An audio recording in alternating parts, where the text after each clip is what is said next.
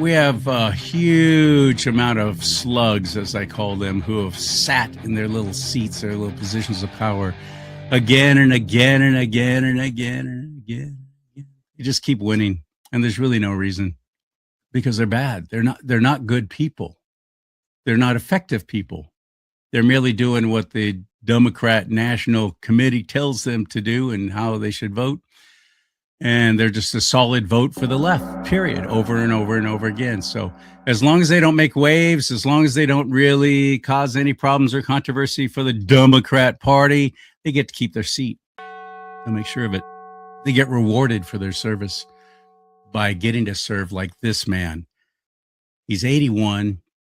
He's fighting some kind of cancer. That's at last report. His hair has definitely died. And his name is John Garamendi. And he's a congressman out of the San Fransicko Bay Area, in the East Bay, they call it. He's been in office since the 80s.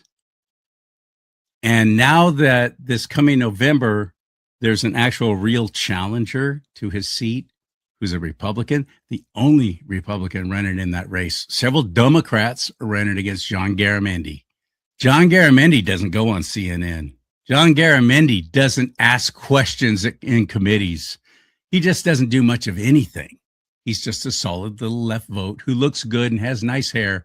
So people in the San Fransicko Bay Area keep electing him over and over and over for decades.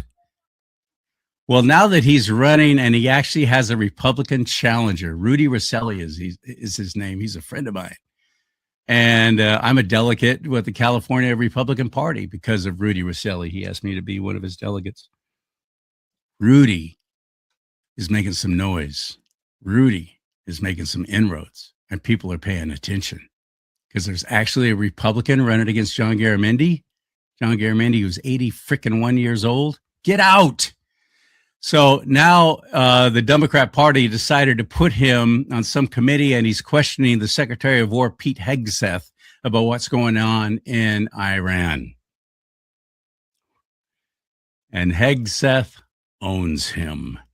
Watch this. Secretary Hegseth, you have been lying to the American public about this war from day one. And so has the president. Lying. You have misled the public about why we are at war. You and the president have offered ever-changing reasons for this war. You've misled the public about the progress of the war. You know that? While the military has executed this war with tactical success, you know that how? The strategy has been an astounding incompetence. You and the president have offered ever-changing reasons for the war. You have misled the public about the progress of the war.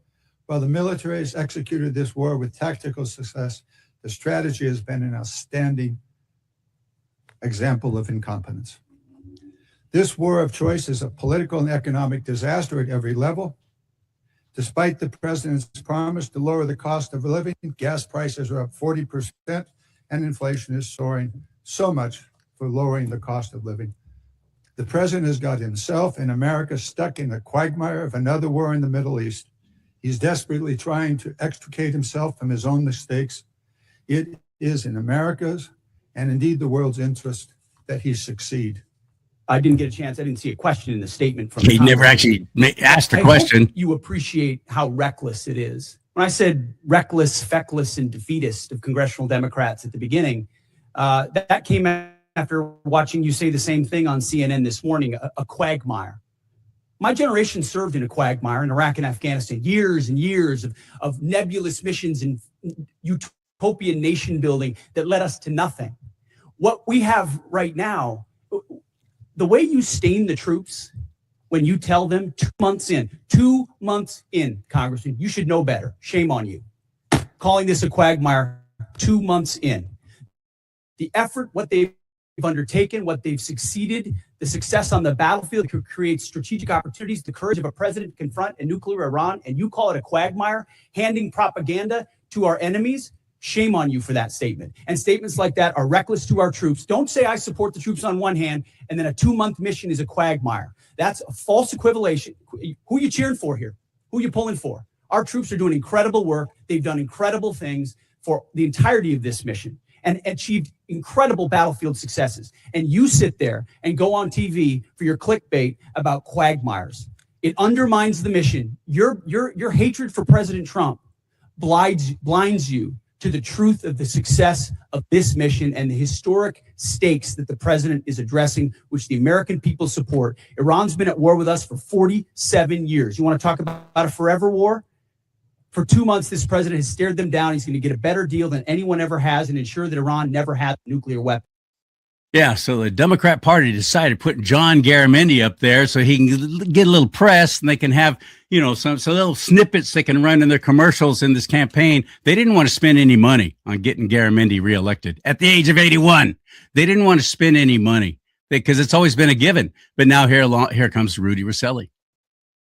And suddenly they're going to have to try and prop that fossil up and pump some air into his lungs and try and manipulate his mouth so he makes words come out haltingly at best.